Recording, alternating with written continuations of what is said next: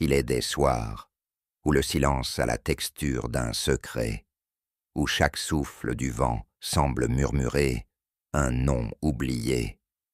Ce soir, quelque part entre la lumière et l'ombre, un mystère attend d'être révélé.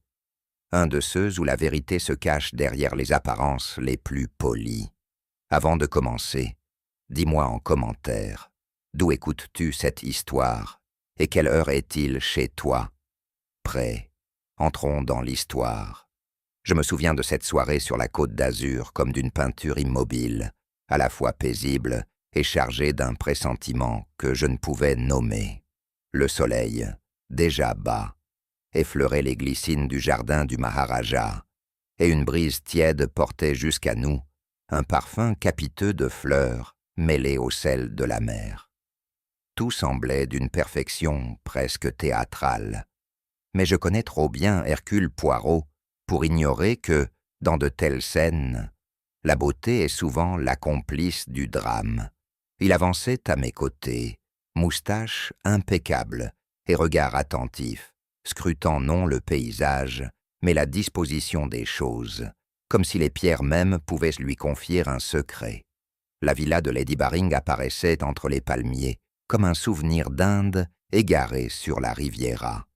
Les dômes discrets, les balcons sculptés et les lanternes suspendues donnèrent au lieu un charme d'ailleurs, presque irréel. Nous avions été conviés à une réception en l'honneur d'un certain Sir Geoffrey Lane, vieil ami de la défunte Lady Baring, dont la réputation d'hôte excentrique dépassait les frontières du comté. À peine franchi le portail, Poirot s'arrêta un instant.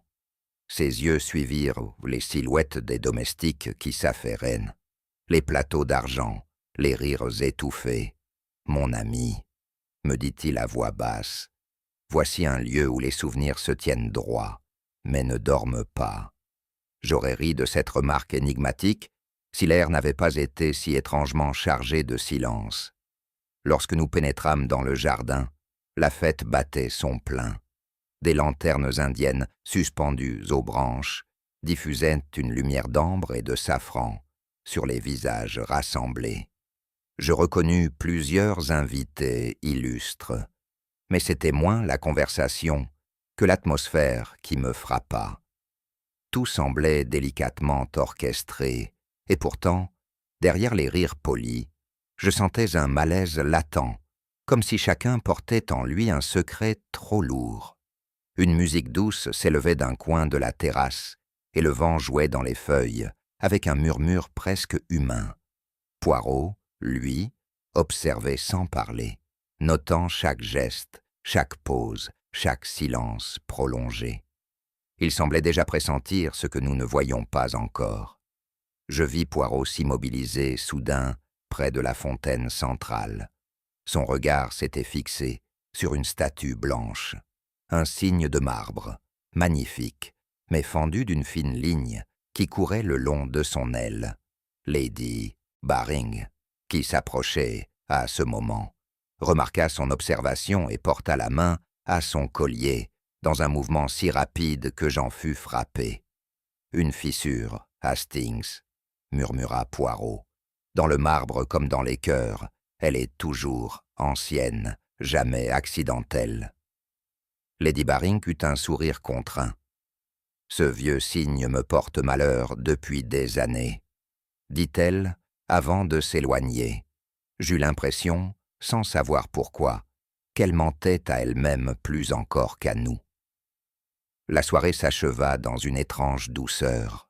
Le vent avait repris sa danse parmi les glycines, et la musique se faisait plus lente, presque mélancolique. Les convives, grisés par le vin et la lumière, riaient à demi, comme s'ils cherchaient à repousser une inquiétude invisible. Je contemplais la statue du cygne sous les lanternes. Sa fissure luisait faiblement, telle une blessure dans la pierre. À cet instant, une rafale traversa le jardin, faisant trembler les flammes des lampes. Poirot leva les yeux vers le ciel sombre et dit doucement « Il y a ce soir, mon cher Hastings, quelque chose dans l'air, une promesse, ou peut-être un avertissement. » Et dans ce silence à peine troublé par la mer, je crus entendre, oui, un murmure lointain, celui du jardin lui-même, comme s'il retenait son souffle avant le drame à venir. Lorsque nous prîmes place dans le grand salon, je fus frappé par l'élégance de l'ensemble. Les convives entraient, l'un après l'autre, leurs voix s'élevant comme un murmure orchestré, ponctué de rires maîtrisés. Il y avait là des hommes en habits sombres, des femmes drapées de soie claire, tous dissimulés derrière une même façade de courtoisie mondaine. Mais j'ai souvent observé que dans ces réceptions où la politesse règne, la sincérité s'échappe par les interstices d'un sourire trop prolongé ou d'un regard trop rapide. Je guettais ces signes avec curiosité. Peut-être avais-je, par imitation de Poirot, acquis ce goût pour la lecture des visages. J'aperçus déjà, dans la crispation d'une main, dans le rire un peu forcé d'un invité, la trace de quelque tension latente, et mon ami, de son côté, observait tout, sans paraître le faire. Lady Baring fit son entrée avec une élégance étudiée. Sa beauté, un peu pâlie par les années, conservait ce charme singulier qu'ont les femmes dont la grâce réside autant dans le port que dans le regard. Elle accueillait chacun avec une douceur mécanique, mais lorsque quelqu'un évoquait le nom du Maharaja, son visage se figeait à peine perceptiblement. Je me surpris à l'observer, intrigué par cette tension presque invisible, ce mélange de nervosité et de dignité blessée. Poirot, lui, inclina la tête avec une courtoisie parfaite. « Voilà, Hastings, » murmura-t-il, « une femme qui redoute plus le souvenir que le présent. » Je n'avais pas compris tout de suite ce qu'il voulait dire, mais il me sembla que, sous le vernis de sa distinction, Lady Baring portait le poids d'un secret soigneusement contenu. À peine Lady Baring s'était-elle éloignée que Sir Geoffrey Lane s'imposa au centre du groupe. Grand, voix ferme, allure conquérante. Il parlait fort et riait trop. Ses récits d'affaires, de placements, de triomphes commerciaux occupaient toute la conversation. Il aimait se savoir écouter, admirer, envier. Pourtant, dans la lumière tremblante des lanternes, son visage prenait parfois une dureté qui contrastait avec son vernis mondain. Poirot le regardait avec cette attention calme qu'il réserve aux hommes dont l'orgueil risque de les trahir. Un homme qui parle toujours de ce qu'il possède, me glissa-t-il, est souvent celui qui craint de tout perdre. Je notai cette remarque sans y prêter grande importance sur le moment, mais il y avait, dans la manière dont Sir Geoffrey toisa les autres invités, quelque chose de félin et de prédateur. Peu après, Lady Baring présenta à la compagnie une jeune femme en sari de soie d'ivoire, Asha Devi. Sa beauté exotique et sa retenue imposèrent aussitôt le silence. On disait qu'elle avait été l'égérie du défunt Maharaja, et qu'elle vivait désormais en Europe, partagée entre deux mondes, celui du souvenir et celui de la convenance. Lorsqu'elle parla, sa voix avait la douceur d'un chant voilé par la mélancolie. On sentit que chaque mot était choisi, pesé, comme si elle craignait d'en dire trop. Poirot lui adressa quelques compliments en français. Elle répondit avec une grâce un peu distante, mais son regard, chargé de quelque émotion rentrée, se posa sur Lady Baring un peu plus longtemps qu'il n'aurait fallu. Ce simple échange fit naître, en moi, un malaise que je ne sus expliquer. Parmi les invités restaient deux hommes d'un contraste saisissant. Le colonel Fortescue, massif, au teint rougeau, et le docteur Lambert, mince, à l'expression songeuse. Le premier, ancien officier, parlait avec ce ton d'autorité propre à ceux que la discipline a rendus sourds à la nuance. Il évoquait avec une pointe d'amertume ses années passées aux Indes, regrettant presque le temps où l'ordre britannique régnait sans partage. Poirot, impassible, le laissa pérorer. À l'inverse, le docteur Lambert paraissait s'excuser d'exister. Botaniste passionné, il parlait volontiers de ses fleurs et de ses recherches, mais évitait toute allusion à l'affaire tragique de la maison. Ses mains, fines et nerveuses, trahissaient une agitation intérieure qu'il s'efforçait de dissimuler. Ces deux hommes, me dis-je, représentaient les deux visages du silence, celui du mépris et celui de la peur. Au fil de la soirée, une tension subtile s'installa entre les convives. Les conversations devenaient nos plus rares, les rires plus courts. Je vis Lady Baring échanger un regard furtif avec Sir Geoffrey, tandis qu'Acha semblait détourner les yeux, pâle sous la lumière dorée. Poirot, assis légèrement en retrait, suivait cette chorégraphie silencieuse avec l'attention d'un chef d'orchestre invisible.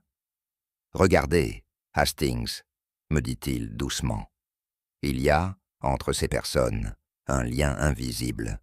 Ce que vous appelez hasard, moi, je l'appelle destin en attente. » Je ne pus que sourire, croyant à une de ces maximes poétiques. Pourtant, en contemplant ces visages tendus sous le vernis de la politesse, j'eus la sensation qu'ils voyaient déjà la tragédie là où nous ne percevions encore qu'une simple réception mondaine. La table dressée, sous les lourdes grappes de glycine, resplendissait de cristal et d'argent. Les bougies diffusaient une clarté douce, où les visages semblaient de flotter comme dans un rêve. J'étais frappé par la beauté irréelle de la scène.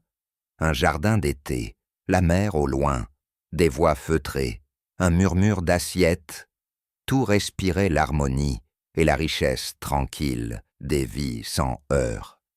Et pourtant, quelque chose, je ne savais quoi, paraissait dissonant, comme une note fausse dans une mélodie parfaite. Poirot, assis à ma droite, gardait le silence. Ses yeux, demi-clos, observaient tour à tour les convives et les verres, les mains, les visages. Je compris qu'il ne voyait pas la beauté de la soirée, mais ses fractures. Une table, mon ami, m'avait-il un jour dit, révèle plus sur une âme que 10 confessions. Ce soir-là, ces paroles me revinrent avec un frisson. Lorsque Lady Baring se leva, un silence respectueux s'imposa. Elle tenait son verre d'une main légère, presque tremblante.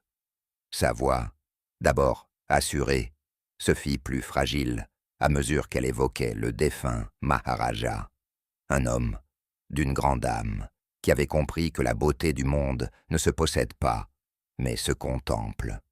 À ces mots, Acha Devi baissa les yeux, et Sir Geoffrey, que j'avais remarqué fort impatient, fit tourner distraitement sa bague autour de son doigt.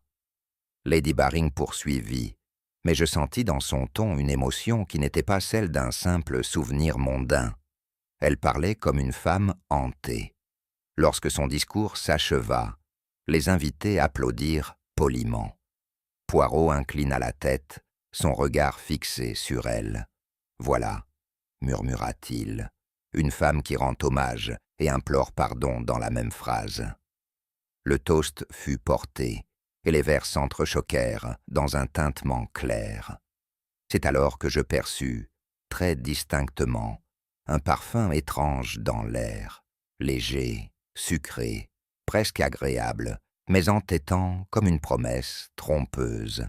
Je crus d'abord à une senteur de fleurs nocturnes, mais Poirot, à ma droite, fronça imperceptiblement les sourcils.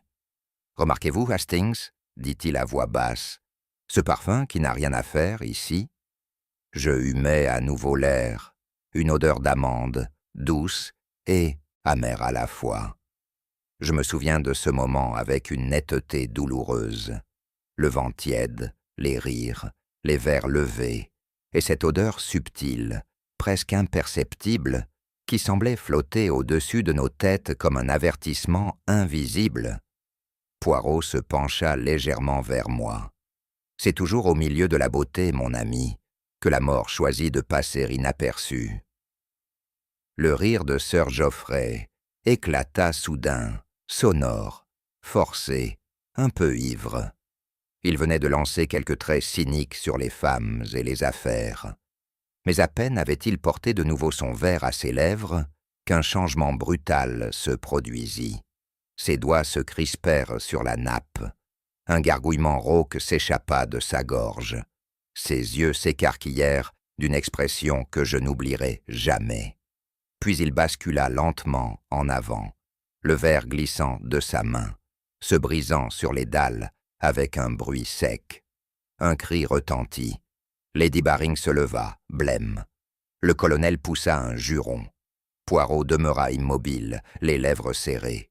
Je crus un instant à un malaise, mais Poirot, en s'approchant du corps, lança d'une voix tranchante. « Non, Hastings, ce n'est pas un hasard, c'est un acte. » Et l'odeur d'amande, désormais plus forte, semblait se répandre autour de nous comme un voile invisible. Ce fut la panique. Les invités se levèrent, certains criant, d'autres cherchant à fuir. Lady Baring chancela, ses mains tremblantes, agrippées au dossier d'une chaise. Asha Davy s'évanouit, son bracelet d'argent tintant sur le sol. Le docteur Lambert s'agenouilla près du corps, tenta de prendre le pouls, puis secoua la tête avec gravité. Le colonel Fortescue, rouge de colère, tonnait des ordres inutiles. « Appelez la police, que personne ne touche à rien. » Je voulus moi-même venir en aide à Lady Baring, mais Poirot me retint d'un geste. « Pas encore, mon ami. Observez avant de compatir. La vérité se glisse toujours dans la confusion. » Le jardin, quelques instants plus tôt si serein, résonnait maintenant de cris et de chuchotements. Et toujours, cette odeur d'amande amère, persistante, obsédante, qui semblait s'insinuer jusque dans ma mémoire. Alors que le tumulte menaçait de dégénérer en hystérie, Poirot s'avança vers la table avec une lenteur calculée. Sa voix, claire et ferme, domina soudain le désordre. « Mesdames, messieurs, déclara-t-il, je vous prie de garder votre calme. Sir Geoffrey Lane est mort, et nous devons à la vérité le respect du silence. » Un frisson parcourut l'assemblée. Personne n'osa plus bouger. Lady Baring porta sa main à sa bouche. Asha, soutenu par une domestique, rouvrit les yeux en tremblant. Poirot se tourna vers les domestiques. « Que les portes soient fermées. Nul ne doit quitter cette maison avant que la lumière ne soit faite. » Je vis dans ses yeux cette lueur que je lui connaissais trop bien, celle du défi. Car croyez-moi, ajouta-t-il avec une gravité presque religieuse, le meurtrier est parmi nous. Et dans le silence soudain revenu, le cygne de marbre, immobile sous la lune, semblait lui aussi écouter. Poirot donna ses instructions d'une voix sans appel. Nul ne devait quitter la villa. Les portes furent fermées, les serviteurs rassemblés, et l'air sembla soudain s'alourdir, comme si les murs eux-mêmes retenaient leur souffle. Les invités, d'abord indignés, se murèrent dans un silence contraint. Le colonel Fortescue, rouge de colère, s'écria qu'il ne souffrirait pas d'être traité comme un criminel de foire. Lady Baring tenta de l'apaiser, mais sa voix manquait d'assurance. Je compris alors que la soirée n'était plus une réception mondaine, mais une nuit d'attente et de soupçon. Poirot, debout près de la cheminée, observait la scène d'un œil immobile. « La vérité, mes amis, » déclara-t-il calmement, à horreur des départs précipités. Le corps de Sir Geoffrey avait été recouvert d'un drap, mais sa présence dominait toujours la pièce. Les lampes, baissées, jetèrent sur les visages des ombres mouvantes, et chacun semblait lutter pour conserver une contenance. Lady Baring tremblait légèrement, les doigts crispés sur un mouchoir de dentelle. Le colonel, massif et rougeaud, arpentait la pièce d'un pas nerveux, Le docteur Lambert, pâle et soucieux, regardait fixement ses mains, comme s'il craignait d'y lire une faute. Quant à Asha Devi, elle se tenait près de la fenêtre, immobile, le regard perdu dans le noir du jardin. On aurait dit une statue vivante, suspendue entre la douleur et l'indifférence. Je sentis qu'un mystère profond habitait cette femme silencieuse. Soudain, un son s'éleva, presque irréel. Asha Devi s'était mise à chanter.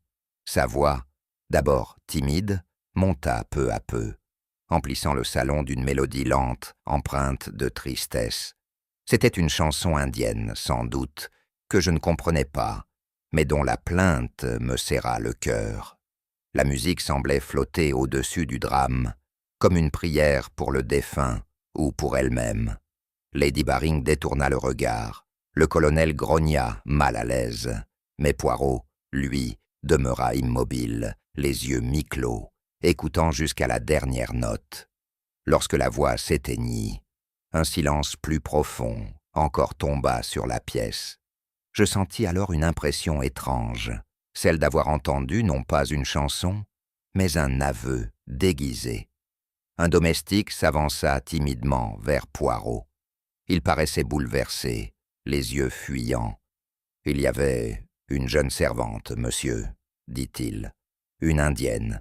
On l'a vue près des verres, avant le dîner. Et depuis, elle a disparu. » Un murmure parcourut l'assistance. Le colonel s'écria aussitôt que tout était clair. « Une voleuse, voilà la coupable. » Lady Barings pâlit encore davantage. Poirot prit la nouvelle avec une sérénité parfaite. « Ainsi donc, murmura-t-il, nous avons un fantôme pratique à accuser. Quelle économie de pensée, Hastings !» Je compris qu'il n'adhérait pas à cette version commode, mais l'ombre d'un doute s'installa pourtant dans mon esprit. Une fuite, un poison, tout cela semblait si cohérent, si évident. Poirot se tourna vers moi avec un demi-sourire. « Mon cher Hastings, lorsque la vérité s'offre trop vite, elle cache toujours une autre vérité derrière elle. Cette servante, qu'on prétend avoir vue, existe-t-elle seulement ?» Je fus stupéfait. Mais enfin, Poirot, plusieurs l'ont mentionné. « Justement, » répondit-il doucement, « le mensonge collectif est le plus commode des refuges. Chacun le répète pour mieux s'y abriter. » Il reprit sa canne, tapota le tapis, avec un air pensif. « Non, non. Le vrai coupable ne fuit pas dans la nuit. Il est ici, bien au chaud, dissimulé derrière la peur des autres. » Sa voix était posée, mais je percevais sous ses mots une conviction implacable. La nuit avançait. Dehors, le vent faisait claquer les volets, et le murmure de la mer semblait se mêler au chuchotement des arbres. J'avais le cœur lourd. Asha, silencieuse de nouveau, regardait toujours vers le jardin, et je crus voir, sur son visage, une lueur de larmes. Je ne savais plus que penser. Était-elle coupable? Était-elle seulement témoin d'un drame ancien qui se répétait? Tout dans cette maison respirait la peur du passé. Poirot, impassible, prit place dans un fauteuil et ferma les yeux un instant. « Cette nuit, Hastings, dit-il enfin, n'est pas celle du crime, mais celle de la mémoire. Et la mémoire, croyez-moi, ment toujours un peu. » Ces paroles me troublèrent plus encore que le crime lui-même. Le jour se leva sur la villa, pâle et discret, comme si la lumière elle-même hésitait à troubler le silence. Les glycines, encore humides de rosée, pendaient telles des larmes figées. Le jardin, que j'avais trouvé si splendide la veille, me parut ce matin d'une mélancolie presque oppressante. Poirot, déjà debout, m'attendait près de la terrasse. « Mon ami, » dit-il doucement, « les nuits portent conseil, mais les matins offrent des preuves. » Nous descendîmes ensemble les marches de pierre. Aucun bruit ne venait de la maison, ni voix, ni pas. Tout semblait suspendu, Nous marchions lentement, observant la moindre feuille froissée. J'éprouvais ce mélange de curiosité et d'appréhension propre à chaque début d'enquête. Et pourtant, cette fois, une étrange émotion m'habitait. La sensation que ce jardin ne recelait pas seulement un crime, mais une histoire plus ancienne et plus douloureuse. Nous arrivâmes devant la fontaine, où le cygne de marbre trônait, immobile, dans sa blancheur fissurée. Poirot s'agenouilla, scrutant la terre meuble qui entourait le bassin. Regardez, Hastings, des pas, beaucoup de pas. Certains vont vers la statue, d'autres en reviennent. Et voyez cette irrégularité, deux tailles différentes, deux rythmes. Je me penchai à mon tour, intrigué. En effet, la terre portait les marques d'un va-et-vient nerveux, presque désordonné. Un témoin, peut-être, suggérai-je. Ou un coupable hésitant, répondit Poirot, songeur. Celui qui agit dans la précipitation laisse derrière lui la carte de son remords.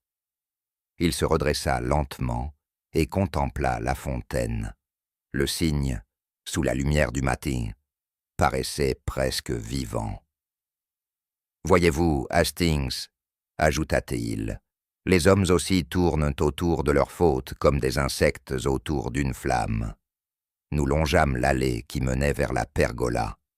Là, quelque chose scintilla parmi les pétales tombés. Un petit éclat de verre, que je ramassai par réflexe. Poirot s'approcha aussitôt. « Ne bougez pas, Hastings, c'est une pièce de vérité que vous tenez. » Je lui remis délicatement le fragment. Il le tourna entre ses doigts, huma l'air, et une expression grave assombrit son visage. « L'amande amère, murmura-t-il. » Je compris aussitôt. Le parfum du poison, le même que la veille. Nous fouillâmes les alentours, et Poirot découvrit, dissimulée entre deux racines, une minuscule fiole brisée, au goulot encore humide. « Une main maladroite ou agitée, dit-il. Et voyez, le verre n'est pas ancien. Il vient d'un flacon moderne. Le crime, lui, s'inscrit dans le présent, mais son parfum appartient au passé. » Ces mots me firent frissonner. Le jardin, soudain, me sembla respirer cette odeur funèbre. En contournant la fontaine, Poirot s'arrêta net. « Regardez bien, Hastings. » Je me penchai. Dans la terre, une trace de pas s'interrompait brutalement. On distinguait une empreinte nette, puis un espace vide, et plus loin, à nouveau une empreinte, mais plus faible. « Curieux, dis-je, on dirait que la personne boitait. » Poirot fit non de la tête. « Non, mon ami, pas un boitement naturel. Regardez la direction, elle fuit. L'un de ses souliers a glissé ou été ôté, peut-être volontairement. » Il resta silencieux un moment, puis ajouta d'un ton plus bas. « Un déséquilibre soudain, ou un désespoir. » Je le suivis du regard. Le sentier s'enfonçait dans les buissons, s'arrêtant net à la hauteur d'une lourde pierre renversée. Quelque chose, là encore, semblait vouloir demeurer enfoui. Poirot se baissa près de la pierre et écarta délicatement la mousse qui la recouvrait. Sous celle-ci, enveloppée dans un tissu jauni, reposait une feuille de papier pliée, tachée d'humidité. Il l'ouvrit avec précaution. L'écriture était fine, élégante, presque tremblée. « À toi, mon roi de lumière. Ton souvenir brûle encore dans mon cœur anglais. » La lettre s'interrompait brusquement, comme si la main qui l'avait tracée avait été arrêtée en plein aveu. En bas, une initiale, seule. À Poirot demeura un long moment silencieux, son regard fixé sur ces mots. Puis il dit doucement « Une femme, Hastings, une passion dissimulée, et un secret enterré là, sous la pierre, comme une confession refusée. » Il replia la lettre avec soin, la glissa dans sa poche. Voilà le fil du passé qui s'invite dans le présent. Et ce fil, je le suivrai, même s'il mène au cœur d'un scandale. Nous reprîmes notre marche, lentement. Le soleil montait, dissipant peu à peu la brume du matin. Pourtant, une autre brume, celle du mystère, s'épaississait dans mon esprit. « Vous croyez donc, dis-je, que cette lettre est liée au crime d'hier soir ?» Poirot sourit sans répondre. « Le crime, mon cher, est rarement une affaire du moment. Il est à la conclusion d'une histoire commencée bien avant. » Il sortit la lettre, la contempla un instant. Un amour entre une Anglaise et le Maharaja. Imaginez le scandale à l'époque. L'honneur, la honte, la trahison. Et maintenant, un meurtre, comme un écho tardif de cette faute ancienne. Je demeurai silencieux. Devant nous, la statue du cygne se découpait sur la lumière. Sa fissure, fine et profonde, semblait la cicatrice d'un secret qu'aucun temps ne saurait refermer. Poirot, songeur, murmura « Le passé, Hastings, ne meurt jamais. Il attend, patient, que justice se souvienne. » Dès l'aube suivante, Poirot jugea nécessaire d'interroger le personnel. Il confia cette tâche préliminaire à moi, pour détendre les langues, disait-il, persuadé que la peur répond mieux à la bienveillance qu'à la menace.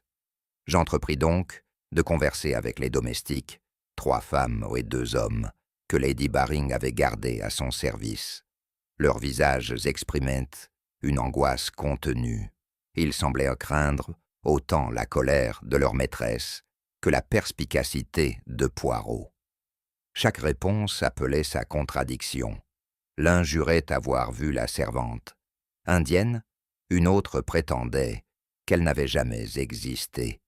Tous répétaient les mêmes phrases apprises, comme des écoliers mal préparés à une leçon. Je notais chaque hésitation, chaque regard fuyant. Quand je rapportais mes observations à Poirot, il eut un mince sourire. Les mensonges, mon cher Hastings, sont comme les mauvaises herbes. Plus on les arrache, plus ils repoussent sous une autre forme. Pendant que je rédigeais mes notes, Poirot observait depuis la terrasse le jardinier, un vieil homme taciturne nommé Renard, occupé à balayer les allées. Sa démarche attira bientôt son attention. « Regardez, » me dit-il. Il boite, mais seulement lorsqu'il croit qu'on ne le regarde pas. Intrigués, nous descendîmes vers lui. Poirot, avec sa courtoisie habituelle, engagea la conversation sur la beauté des fleurs et la difficulté d'entretenir un sol aussi capricieux. Puis, sans prévenir, il demanda « Et ces empreintes, monsieur Renard? Vous semblez avoir laissé la marque de vos bottes jusqu'au cygne. » Le vieil homme pâlit. Il bafouilla une excuse maladroite. Il s'était levé tôt pour arroser. Mais Poirot lui montra la botte maculée de terre noire, la même argile que celle trouvée autour de la fontaine. « Le jardin, Hastings, » me souffla Poirot, lorsque l'homme s'éloigna, « garde la mémoire des pas mieux que les hommes eux-mêmes. » Dans l'après-midi, Poirot demanda à s'entretenir avec Lady Baring. Je fus témoin de cet échange dont la délicatesse masquait une tension extrême. Assise dans le salon, la maîtresse des lieux semblait prisonnière de son propre décor. Sa main tremblait lorsqu'elle servit le thé. Poirot, d'un ton apparemment léger, évoqua la statue du cygne et la beauté du jardin. « Cette œuvre, madame, dit-il, a sans doute une valeur sentimentale. » À ces mots, Lady Baring détourna le regard vers la fenêtre. Un silence épais s'installa. « C'était un cadeau, » murmura-t-elle enfin, « du défunt Maharaja. Je songe souvent à la faire retirer. » Je perçus dans sa voix quelque chose de plus profond que la gêne. Un remords, peut-être. Poirot, sans la quitter des yeux, ajouta doucement « Les souvenirs qu'on veut enterrer sont ceux qui respirent encore, madame. » Elle ne répondit pas, mais je vis, dans le reflet de la vitre, que ses yeux s'étaient embués. Le docteur Lambert, que Poirot avait observé la veille sans le questionner, se montra d'abord coopératif. Il parlait volontiers de ses recherches botaniques et de son intérêt pour les plantes exotiques. Les poisons végétaux, dit-il avec un sourire crispé, sont fascinants, monsieur Poirot. Tout dépend du dosage, n'est-ce pas? Le médicament et le poison ne sont que deux frères ennemis. Poirot inclina la tête, impassible. Et vous, docteur, avez-vous reconnu le parfum d'amande que nous avons senti hier soir? Le savant hésita, puis répondit trop vite. Du cyanure, sans doute. Un malheureux accident. Poirot le remercia d'un ton neutre. Mais lorsque nous sortîmes, il me glissa. Un homme qui parle des poisons avec cette aisance, Hastings, me rappelle un collectionneur caressant son arme favorite. Il l'aime trop pour n'en avoir jamais fait usage. La rumeur de la servante indienne disparue s'enflait depuis la veille, alimentée par les chuchotements du personnel et la crédulité des invités. Poirot entreprit d'y mettre fin. Il fit venir chacun des domestiques séparément et les interrogea sur cette femme. Leurs récits divergeaient à chaque mot. Pour certains, elle était jeune, pour d'autres, âgée. L'un la décrivait grande, l'autre petite. Personne ne se souvenait de son prénom. Une même peur semblait guider leurs réponses. Poirot referma son carnet et prononça lentement. « C'est admirable. Vous venez de décrire un fantôme. » Ils se turent, honteux. Lorsque nous restâmes seuls, je m'étonnai. Mais enfin, Poirot, pourquoi aurait-il inventé une telle histoire? Parce que, répondit-il, il est plus rassurant d'accuser une ombre que de soupçonner quelqu'un qu'on connaît trop bien. Le soir même, Poirot réunit Lady Baring, le docteur Lambert et le colonel dans le petit salon. Son ton était calme, presque bienveillant. « Mes amis, dit-il, nous avons cherché un coupable invisible. C'était commode, n'est-ce pas? Un être sans visage, sans passé. Mais la vérité ne se cache pas derrière un rideau exotique. » Tous trois restèrent muets. Poirot poursuivit. « Cette servante n'a jamais existé. Vous l'avez inventée, inconsciemment peut-être, pour détourner les soupçons. Et ce mensonge collectif me parle davantage de vous que le crime lui-même. » Lady Baring baissa la tête. Le docteur Lambert serra les poings.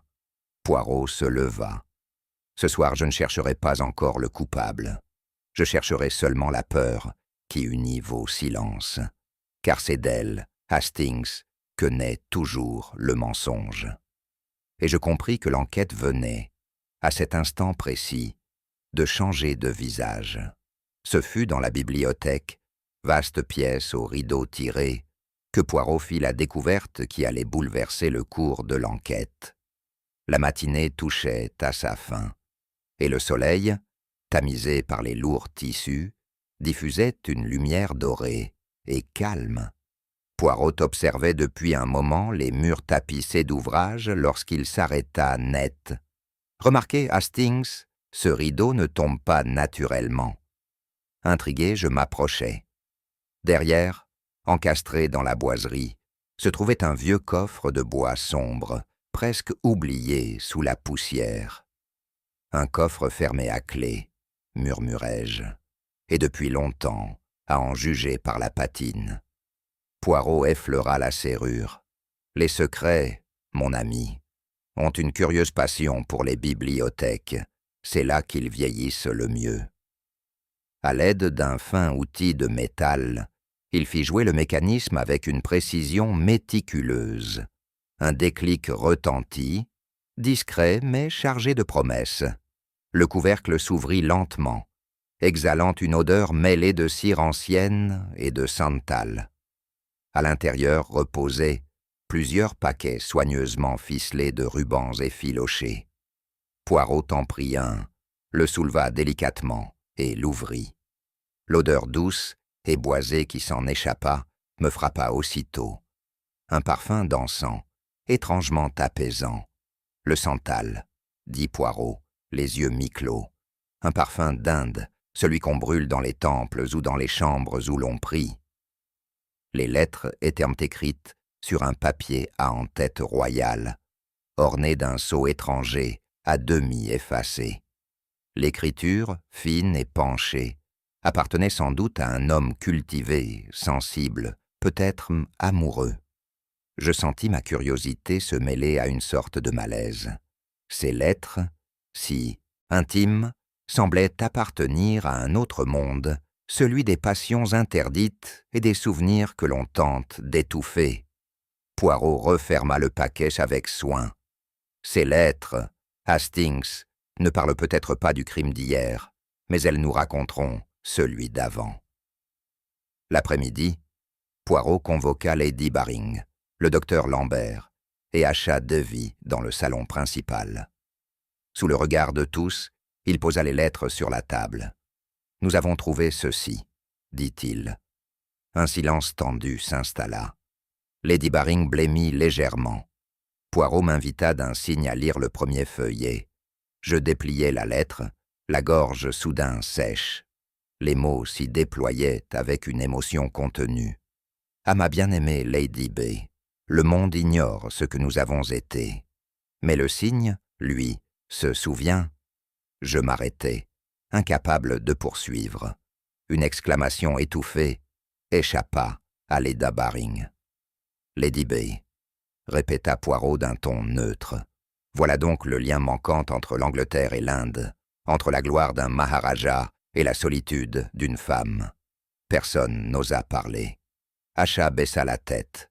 Le colonel, absent, fixait la fenêtre.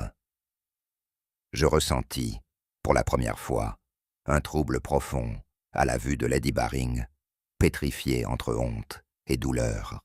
Poirot reprit la lecture lui-même, d'une voix égale.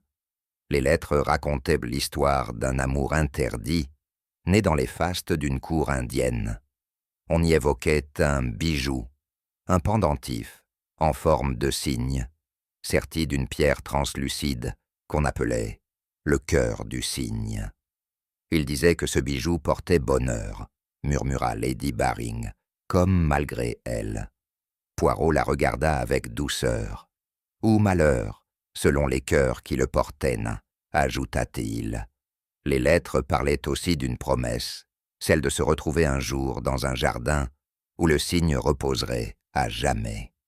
Le jardin du Maharaja, souffla Acha Devy d'une voix presque inaudible. Je frissonnai. Ce lieu, que je croyais simple décor de villégiature, prenait soudain une dimension tragique.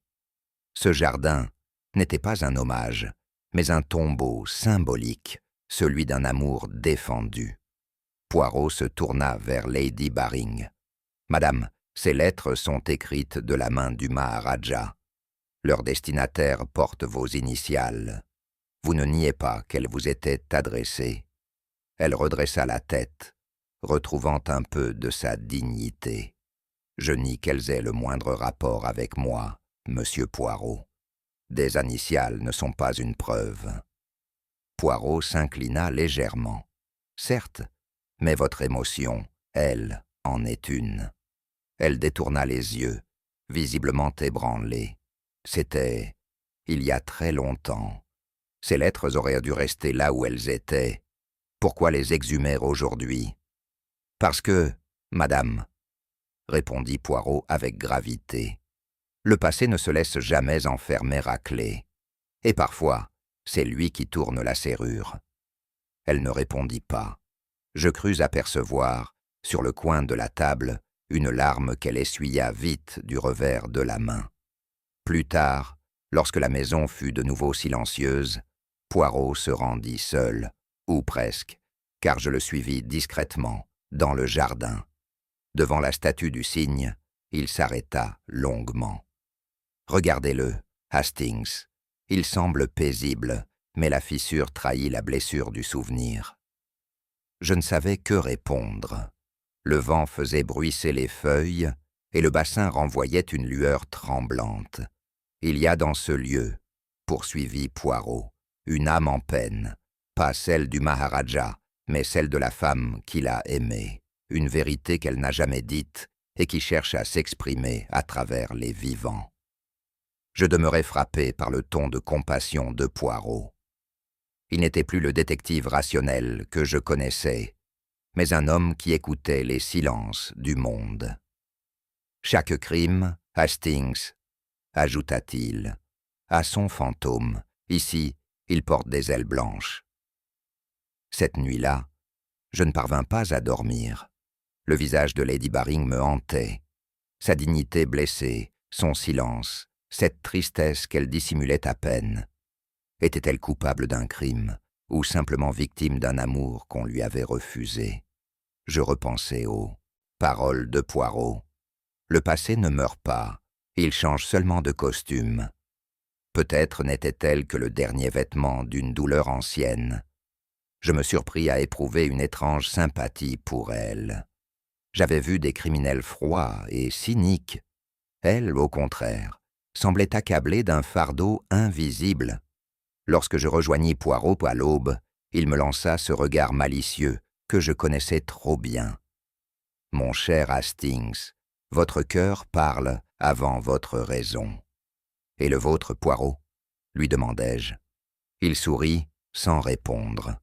Puis, désignant le jardin encore noyé de brume, « Le cœur, Hastings, est une arme aussi dangereuse que le poison. » La pluie s'était mise à tomber, fine et persistante, lorsque Poirot demanda à tous les invités de se rassembler dans le grand salon. Le feu crépitait, lançant des éclats rougeoyants sur les visages tendus. Personne n'osait parler. Poirot prit la parole avec une lenteur calculée. « Mes amis, dit-il, le meurtre de Sir Geoffrey Lane ne saurait rester sans explication. 3 pistes se présentent à moi, 3 seulement. Et dans chacune se cache une vérité partielle. » Il cita les noms. Le colonel Fortescue, Achat Davy, le docteur Lambert. Chacun, à un moment ou à un autre, avait eu motif et occasion. Ses yeux, d'un gris tranquille, se posèrent sur chaque visage avec une précision chirurgicale. « Je n'accuse encore personne, » ajouta-t-il. « Je cherche seulement à observer comment la conscience se défend quand la raison chancelle. » Un long silence suivit. Puis, lentement, le vent fit claquer les volets. J'eus la sensation d'assister non à un interrogatoire, mais à une mise à nu collective. Poirot s'adressa d'abord au colonel. L'homme, raide dans son fauteuil, arborait cette attitude hautaine, propre aux anciens militaires. « Colonel, » commença Poirot, « vous connaissiez Sir Geoffrey depuis plusieurs années, n'est-ce pas ?»« Depuis 20 ans, » répondit-il sèchement. « Et je n'ai jamais apprécié sa manière de traiter les Anglais comme des domestiques dans sa propre maison. » Poirot pencha légèrement la tête. « Vous aviez donc des différends personnels ? » ?»« Des différends ? Ce n'était qu'une question de principe. Cet homme était un marchand d'influence. Je lui ai refusé ma signature sur une affaire. Il ne me l'a jamais pardonné. » Je vis Poirot relever une phrase au passage. « Une affaire. » « Intéressant, » dit-il doucement. « Et cette affaire avait-elle quelque lien avec le domaine de Lady Baring ?» Fortescue s'agita, fronça les sourcils. « Je n'ai rien à voir avec ce meurtre. » Poirot esquissa un mince sourire. « Je n'en doute pas, colonel. Vous êtes même bien trop fier pour empoisonner un rival. Vous auriez préféré le fusil. » Poirot se tourna ensuite vers Achat Davy. Elle se tenait droite, les mains jointes, le regard baissé. Sa beauté semblait plus mélancolique encore sous la lumière des lampes. « Madame, » dit Poirot d'une voix douce, « vous connaissiez le Maharaja et vous connaissiez Lady Baring. Les lettres que nous avons trouvées vous ont émue. » Elle répondit lentement, dans un français impeccable, teinté d'accent. « Je n'ai jamais haï Lady Baring, je l'ai plaint. Le Maharaja l'aimait d'un amour qu'aucune femme ne pouvait égaler. Je crus voir briller une larme dans ses yeux. » Poirot poursuivit. « Et pourtant, madame, hier soir, Vous avez chanté une mélodie funèbre. Était-ce pour Sir Geoffrey ou pour le prince disparu? Elle ferma les yeux un instant. Je chante pour les morts que les vivants ont oubliés. Ces mots flottèrent dans l'air comme un parfum dansant. Je sentis en elle moins une coupable qu'une âme en deuil. Mais Poirot, lui, ne semblait pas encore prêt à l'absoudre. Le docteur Lambert entra le dernier dans la conversation. Il gardait ce calme méthodique propre aux hommes de science. Poirot, le fixant intensément, lui demanda « Docteur, vous avez reconnu l'odeur d'amande amère avant tout le monde. Était-ce intuition ou expérience ?» Lambert sourit froidement. Tout chimiste digne de ce nom aurait fait le lien. Le cyanure n'a rien de mystérieux. Et pourtant, reprit Poirot, vous sembliez plus troublé que curieux. Peut-être parce que vous savez combien un poison végétal, habilement dosé, peut simuler la mort sans éveiller les soupçons. Le docteur pâlit légèrement. Monsieur Poirot, vos insinuations sont déplacées. Poirot ne répondit pas.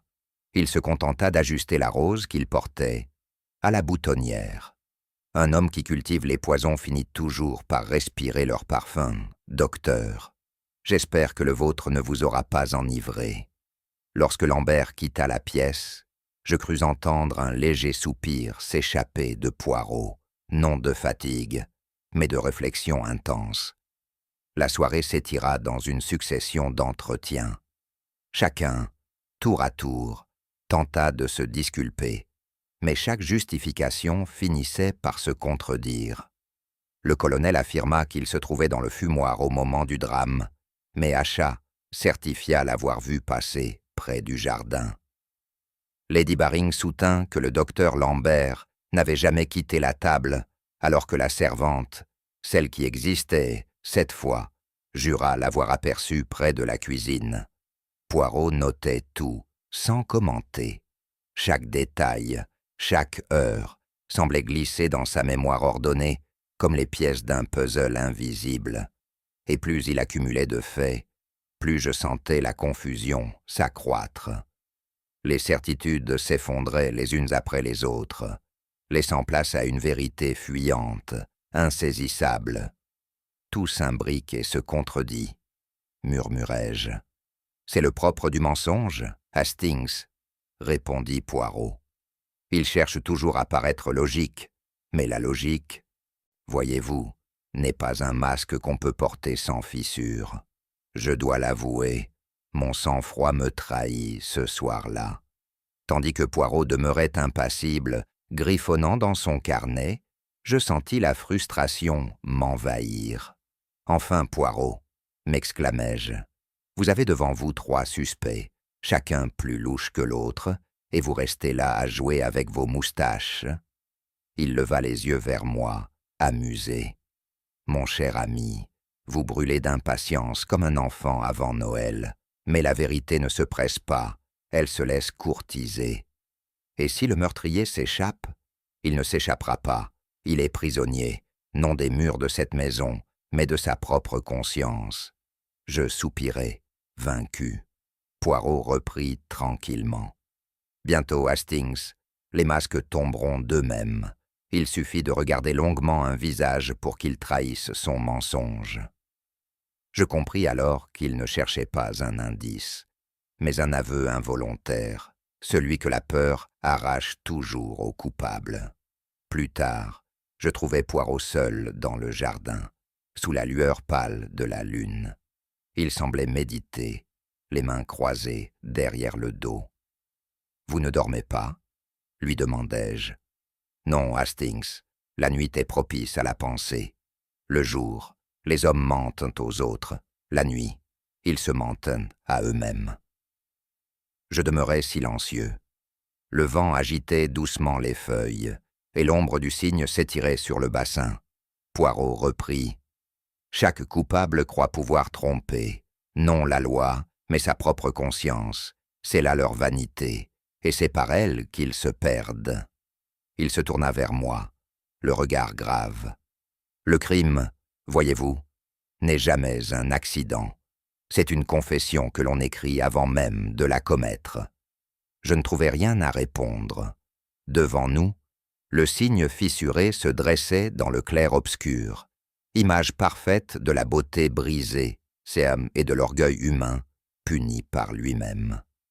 Ce matin-là, la maison tout entière vibrait d'une nervosité sourde. Les domestiques parlaient à voix basse, les convives s'évitaient dans les couloirs. Puis, au déjeuner, Poirot se leva soudain, sa serviette pliée avec une précision exquise, et annonça d'un ton tranquille. « Ce soir, mes amis, nous dînerons à nouveau, même heure, même table, même convive. » Un murmure parcourut la salle. Lady Baring pâlit. « Mais, monsieur Poirot, après ce qui s'est passé... »« Justement, madame, » répondit-il avec douceur, « il faut que le passé retrouve sa voix. Nous allons le laisser parler à travers nous, dans le rituel du mensonge. » Nul n'osa protester davantage. Le colonel serra les mâchoires. Le docteur Lambert esquissa un sourire nerveux. Quant à Acha Devi, elle ne dit rien, mais ses yeux sombres, voilés d'une lueur inquiète, semblaient pressentir quelque chose. Je compris alors que ce dîner ne serait pas seulement une reconstitution. Ce serait une épreuve, un miroir tendu à la vérité.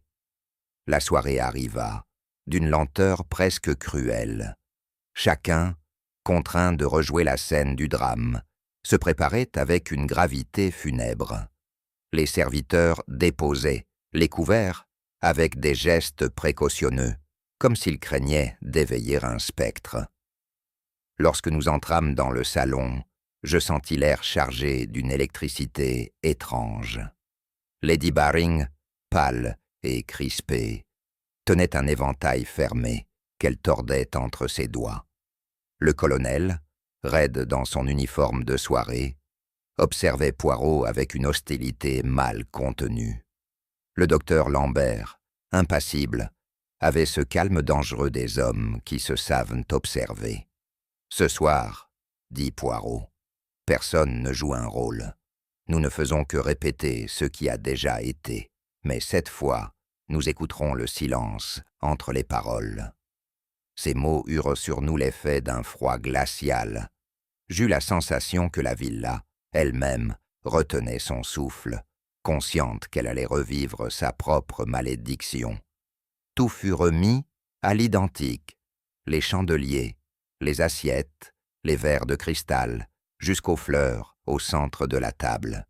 Poirot, d'un œil méticuleux, vérifia chaque détail, plaçant les convives selon leurs positions exactes du soir fatal.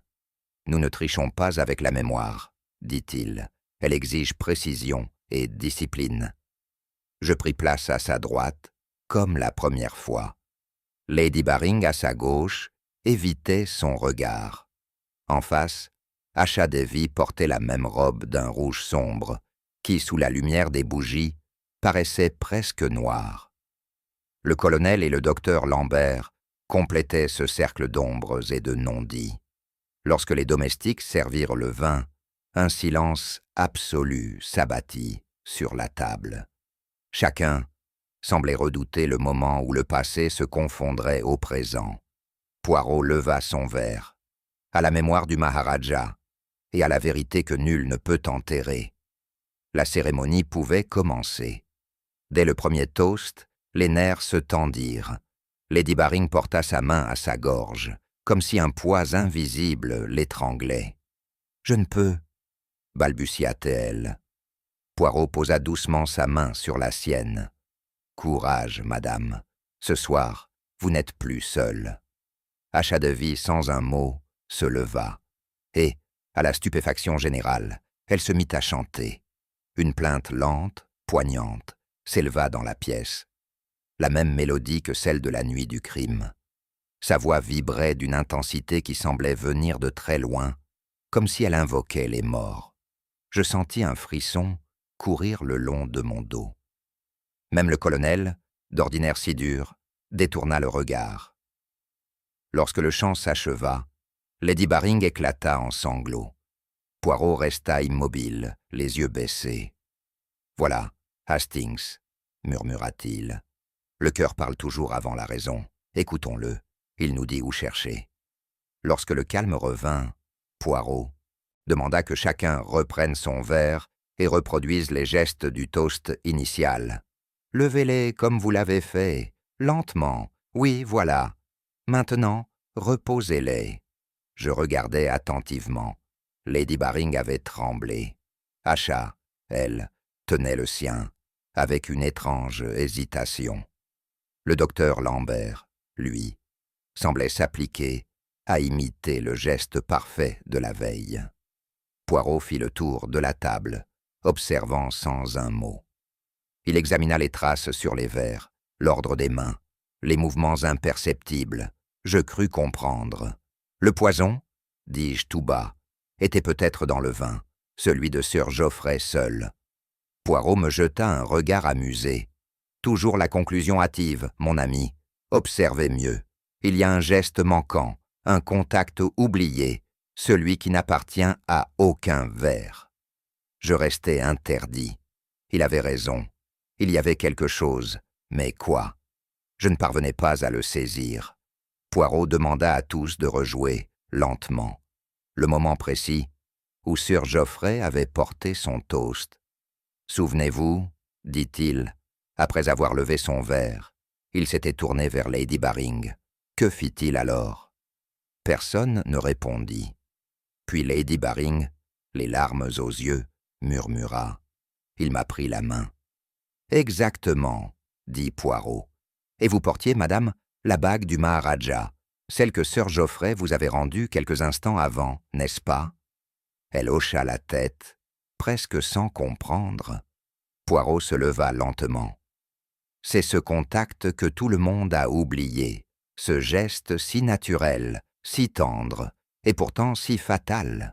Car ce n'était pas le vin, Hastings, qui contenait le poison, c'était la bague elle-même. » Un frémissement parcourut la pièce. J'entendis Asha étouffer un cri, tandis que Lady Baring restait figée, comme frappée par un coup invisible. Poirot poursuivit, sa voix désormais ferme et claire. Le poison était déposé sur la bague du défunt Maharaja, une bague que Sir Geoffrey portait autrefois, et qu'il fit circuler lors du toast, symbole de souvenir et d'amitié. Chacun l'a touchée, brièvement, avant qu'elle ne revienne à Lady Baring. Mais c'est elle seule que Sir Geoffrey a prise par la main. Il se tourna vers le docteur Lambert. « C'est vous, docteur, qui aviez manipulé cette bague. Vous seul connaissiez les propriétés du cyanure de plante que vous étudiez. Vous saviez qu'un contact suffirait. » Lambert pâlit. « C'est absurde. » Poirot secoua la tête. « Non, docteur. Vous vouliez punir Sir Geoffrey d'avoir ruiné votre réputation dans une affaire de brevet, et vous avez trouvé un moyen de l'éliminer sans laisser de traces visibles. » Le silence tomba. Lady Baring, bouleversée, se leva.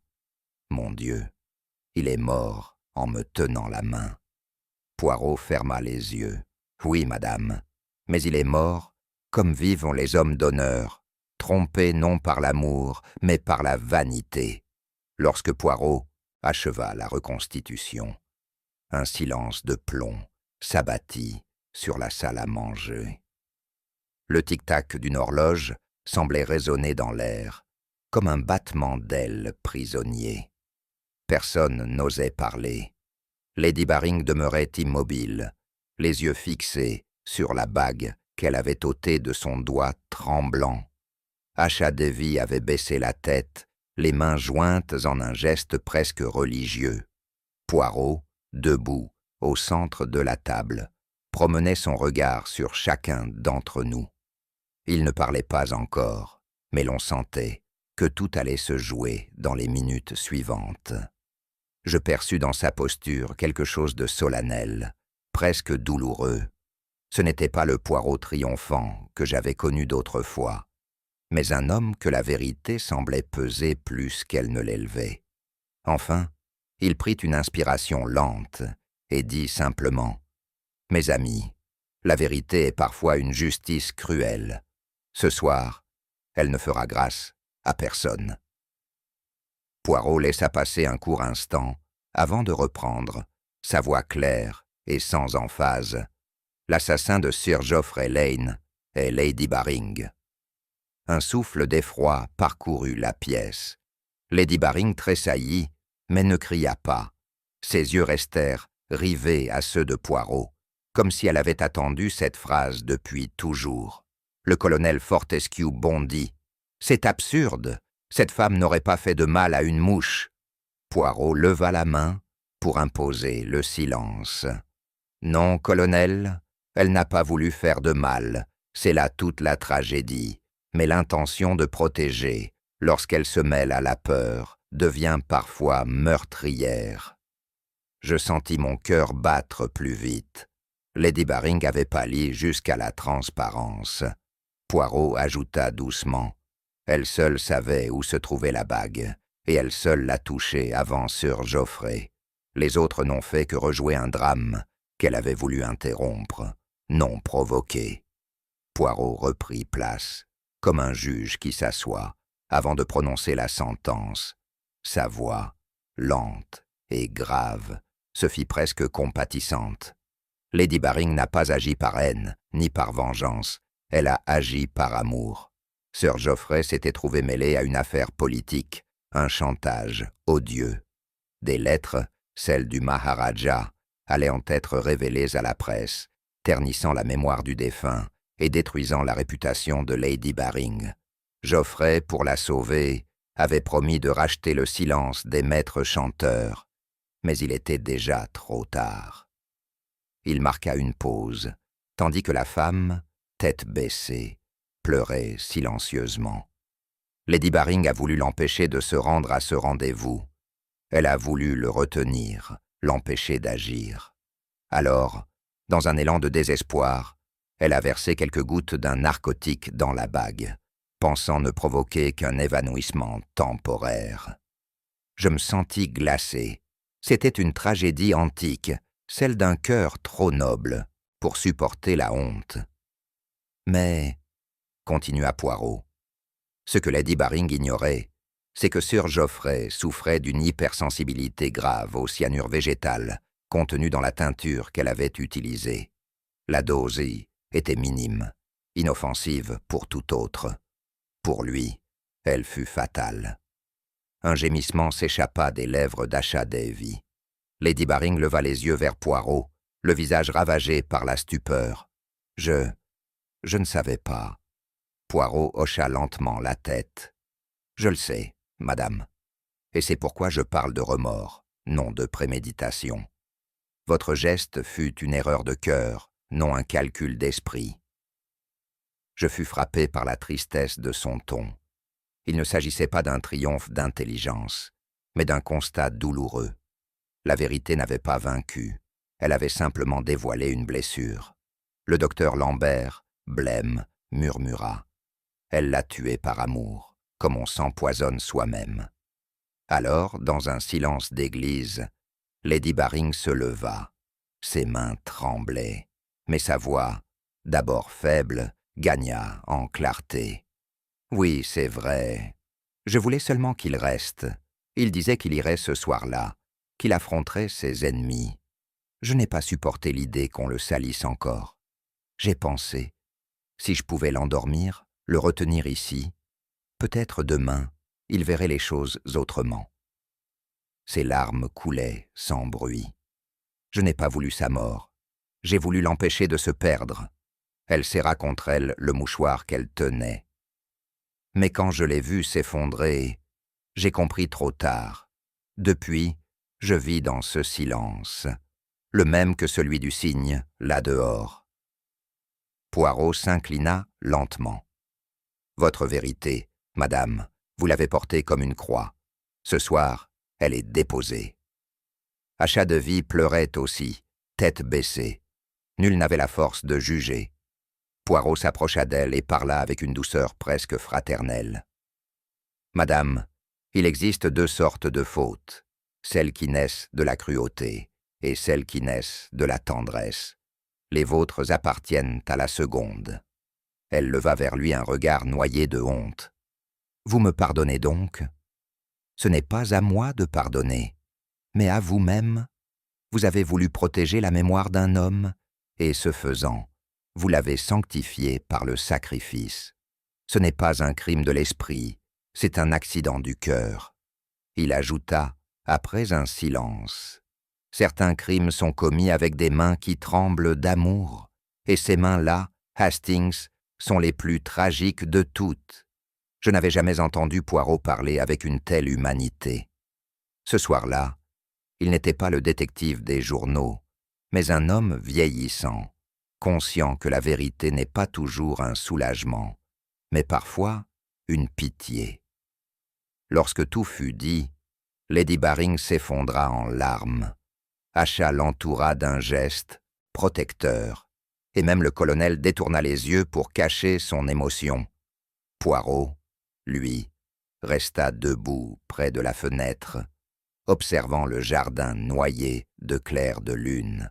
Dans le bassin, la statue du cygne se dressait toujours, blanche et silencieuse, la fissure de son aile brillant faiblement sous la lumière. « Voyez, Hastings, dit Poirot à mi-voix, le cygne est pur, mais il se brise dès qu'il cherche à protéger son reflet. C'est là le symbole de tout amour, qui veut sauver ce qui doit simplement être accepté. » Je demeurai muet. Le vent fit trembler la surface de l'eau, et le reflet du cygne sembla pleurer. Poirot ajouta, presque pour lui-même, « La justice des hommes condamne les actes, la justice du cœur, elle, écoute la douleur qui les a fait naître. » Et dans le silence revenu, je crus entendre, au loin, le cri d'un oiseau solitaire, comme une âme enfin délivrée. Le lendemain du drame, je me levai tôt.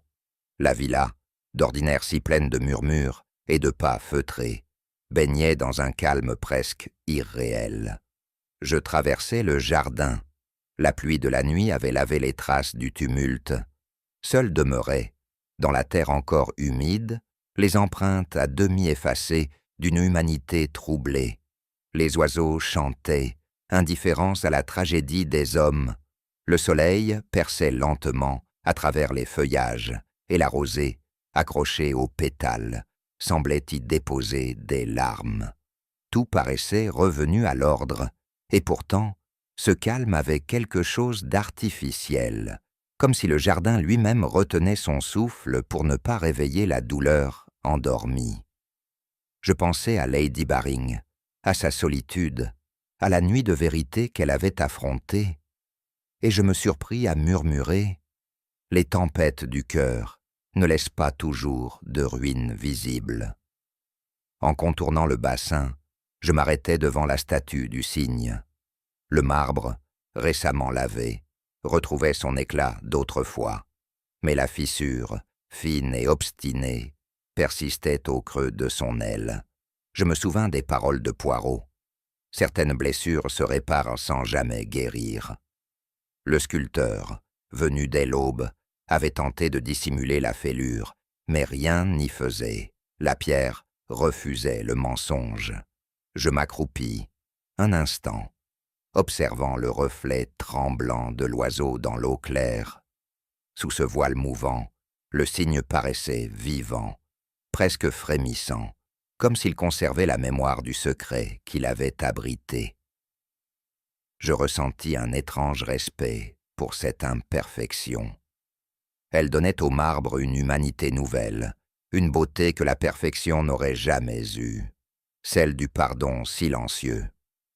De retour à la villa, j'appris que Lady Baring s'était enfermée dans sa chambre et n'acceptait de voir personne. Asha avait quitté les lieux avant l'aube, le colonel était parti sans un mot, et le docteur Lambert, remis en liberté, avait disparu avec une hâte suspecte. Seul Poirot semblait d'une sérénité imperturbable. Lorsqu'un domestique lui demanda s'il souhaitait tenter de parler à Lady Baring, il répondit doucement « Non, mon ami. Le silence, lorsqu'il vient après la vérité, n'est pas un refus, c'est une prière. » Je compris qu'il respectait ce mutisme comme on respecte une confession. Ce silence-là, disait son regard, valait plus que 1000 justifications, et dans ce mutisme résonnait tout ce que la parole humaine est incapable d'exprimer, la honte, la tendresse et cette étrange paix qui suit les grandes douleurs. Plus tard dans la journée, je retrouvai mon ami dans le petit salon, un livre fermé sur ses genoux. Il semblait méditer. « Poirot, dis-je après un long silence, croyez-vous que la justice soit vraiment satisfaite? Lady Baring ne sera pas jugée. » Il leva sur moi ses yeux d'un gris doux.